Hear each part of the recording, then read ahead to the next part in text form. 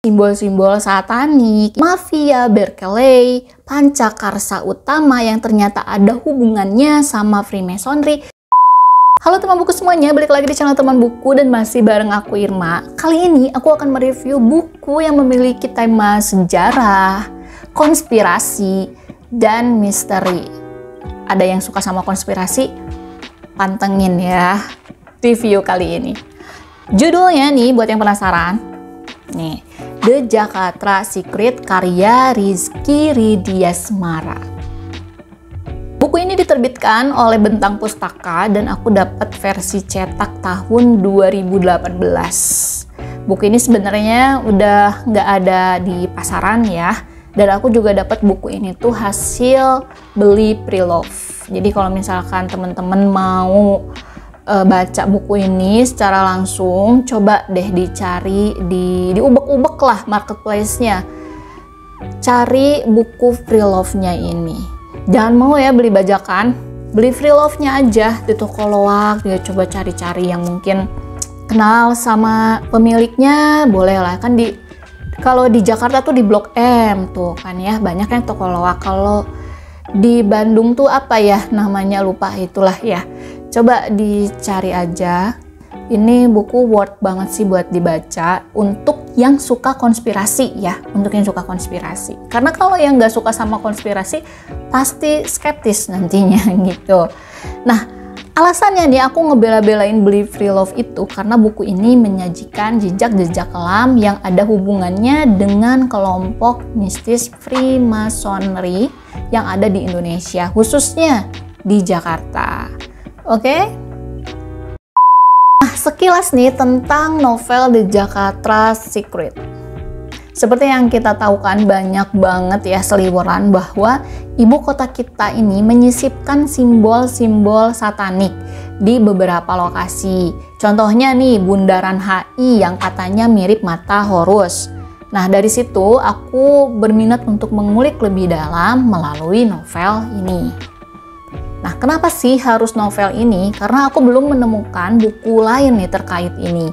Buku ini juga meski fiksi, tapi penulis menyisipkan jejak sejarah asli yang bisa kita telusuri langsung. Di situ letak ketertarikannya aku dengan buku ini. Yuk kita langsung aja masuk ke sinopsisnya. Novel ini bercerita tentang seorang simbolog terkenal asal Amerika bernama Dr. John Grant yang sedang melakukan kunjungan ke Indonesia untuk mengisi sebuah seminar komunitas penggemar teori konspirasi. Ternyata nih dalam kunjungannya kali ini ada kasus penghilangan nyawa misterius yang terjadi di Museum Sejarah Jakarta dengan korbannya yang merupakan pejabat negeri ini. Kasus ini kemudian mengantarkan John pada sebuah konspirasi besar yang melibatkan simbol-simbol rahasia dan rahasia kota Jakarta yang dikubur dalam-dalam.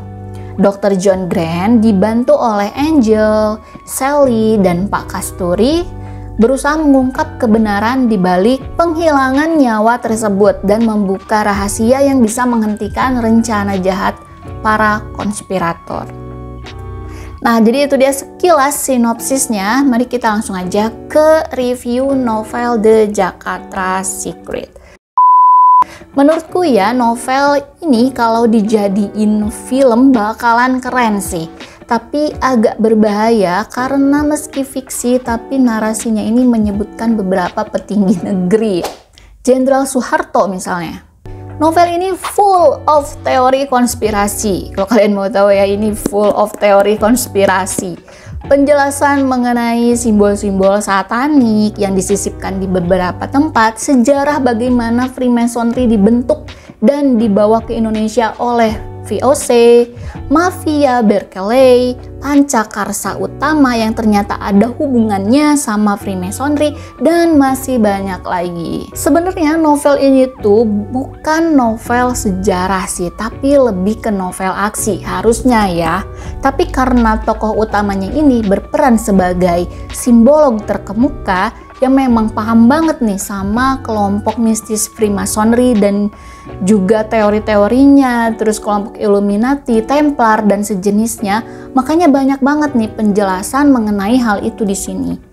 Bahkan nih satu bab aja isinya tuh bisa full penjelasan Dr. John Grant mengenai simbol-simbol Freemason yang ada di Museum Sejarah Jakarta. Jadi aku tuh baca novel ini tuh udah kayak nyimak jurnalnya si Dr. John Grant. Penggunaan latar tempat dalam novel ini berada di tempat dan bangunan bersejarah yang ada di Jakarta seperti Taman Fathahillah, Museum Sejarah Jakarta, Jembatan Harmoni, Taman Prasasti, dan area Masjid Istiqlal. Jadi memang masih di sekitaran Jakarta lah. Juga ada area lain yang disebut sebagai pelengkap cerita. Untuk cerita utamanya nih, cerita aksi si Dr.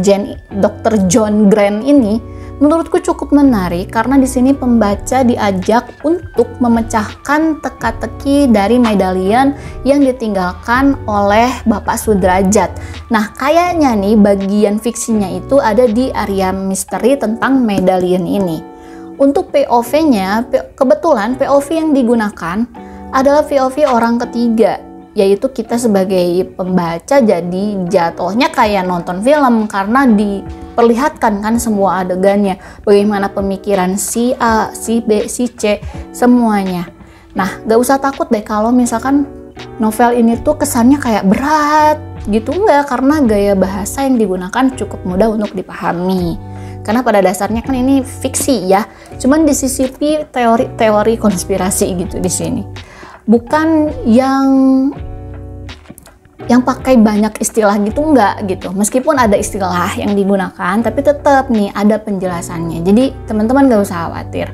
Nah, secara keseluruhan aku suka dengan novel ini karena satu nih, menyajikan teori konspirasi yang tidak hanya teori, tapi bisa kita susuri secara langsung. Dua, menyajikan fakta sejarah yang sebenarnya bisa kita telusuri bukti tertulisnya. Yang ketiga, bisa jadi panduan kalau mau melancong di Jakarta. Nih, jadi misalnya gini nih, kalau kamu nih, kayak aku nih misalnya, jangan kamu deh, aku ya, aku ada rencana liburan nih, tapi pengen liburan yang ada kesan sejarahnya gitu. Aku bisa bawa buku ini, buka nih satu lembarnya satu-satu, oh kita telusuri nih tempat dan bangunan bersejarah sambil baca penjelasannya. Misalnya yang pertama, Museum Sejarah Jakarta yang ada di Taman Fathahillah. Cus ke Jakarta Utara, ya kan? Ya Jakarta Utara ya. Lah lupa aku Jakarta mana. Ya pokoknya mah cus aja ke situ ya kan, ke Jakarta situ, ke Taman Fathahillah. Kan di situ banyak tuh bangunan bersejarah. Ada Taman Fathahillah, ada Museum Sejarah Jakarta, Museum Wayang, terus juga ada Museum Bank Mandiri kalau nggak salah, di situ ada Museum Bank Mandiri juga. Pokoknya di area itu tuh, itu adalah bangunan bersejarah semua. Itu kita bisa telusuri di sini. Setelah itu, ini ada yang namanya Taman Prasasti.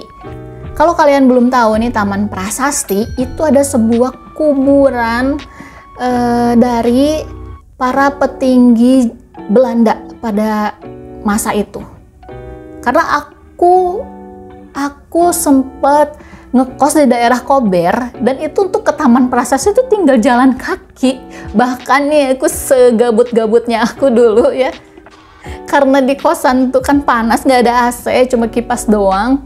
Aku keluar, bayar seberapa ribu perak gitu ya, masuk ke Taman Prasasti, ngadem di dalam, adem loh beneran, ngademnya di kuburan. Segabut itu dulu, itu Taman Prasasti, oke? Kita masuk lagi ke sini. Tapi nih ada satu hal yang aku nggak suka dari novel ini.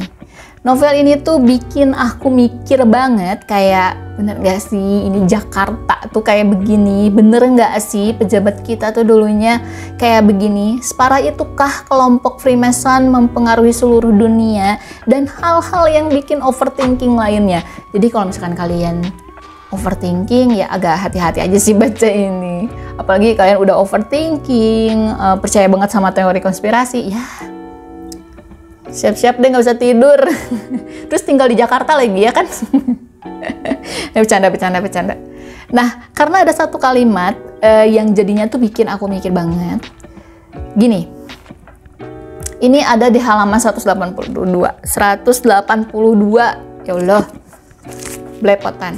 Oke ya, aku bacain. Ditakdirkan sebagai bangsa besar dengan kekayaan alam yang sangat berlimpah, tetapi kian hari kian tidak terurus.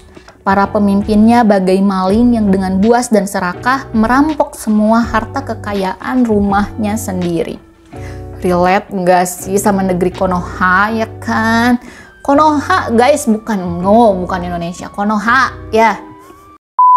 Oke, daripada aku semakin overthinking, mari kita masuk ke bagian rekomendasi novel The Jakarta Secret. Kalau kamu nih suka dengan sejarah, teori konspirasi, cerita misteri, untold story, dan sebagainya, aku akan merekomendasikan buku ini untuk kamu baca seenggaknya sekali lah. Karena di sini kamu bisa tahu hal-hal yang mungkin disembunyikan para petinggi negara di seluruh dunia, termasuk di Konoha.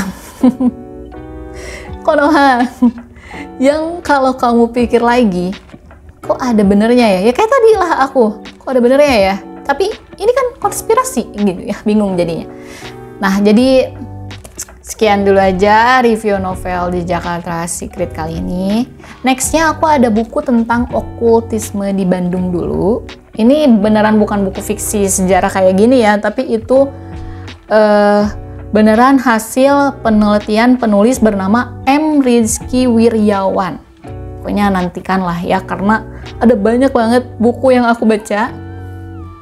Aku tuh targetnya per bulan baca 4 buku. Dan gak tau lah ini baru berapa buku yang baru dibaca dan baru akan direview gitu ya.